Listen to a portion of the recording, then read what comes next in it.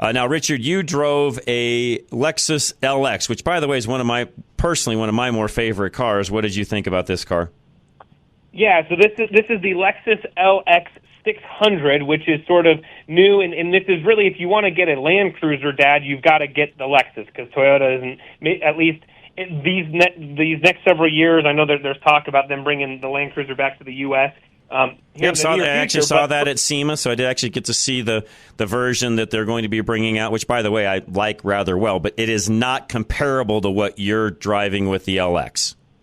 No, it's not the exact same. It's the closest you're going to find, not the same. But this is kind of Lexus's obviously top-of-the-line SUV. Right. There's different trim levels. They've got base, premium, F-Sport, luxury, and then ultra-luxury, which is the one that we drove. And this is essentially meant to be an executive cruiser sort of thing, right, Dad? You're an executive, or you're you've got a company that you're picking people up from the airport, or whatever it might be, and basically it sort of deletes the middle row, puts a different one in, completely removes the third row, and these traditionally obviously come with the third row, and you don't get that in this vehicle. This is sort of meant to, sit in that rear, passenger side rear seat of the second row. It's got massaging second row seats, heated and cool, or heated and ventilated rear seats.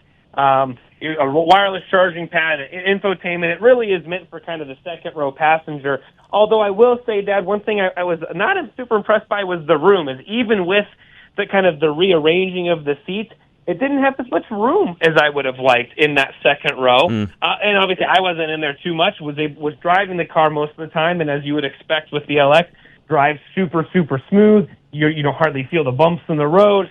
Some reviewers have said it's too smooth or floaty in essence. I don't really feel that. It's kind of what you pay for, right? Which this vehicle, as it sits, about $131,000. So again, definitely in that higher end, of luxury. Right.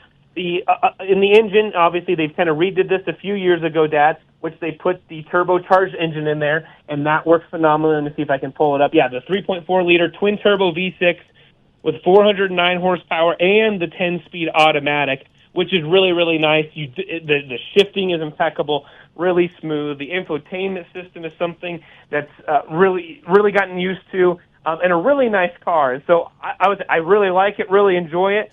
But unless you really need that second row for comfort, You could save a little bit of money and still be in that luxury, get the reliability of Lexus, and not have to sacrifice that third row, which does come in handy, especially if you've got a larger family. Okay. By the way, folks, if you want to drive one of those, check it out at your local Lexus dealer. Tell them that Richard Rush, John Rush, both from Drive Radio and Rush to Reason sent you.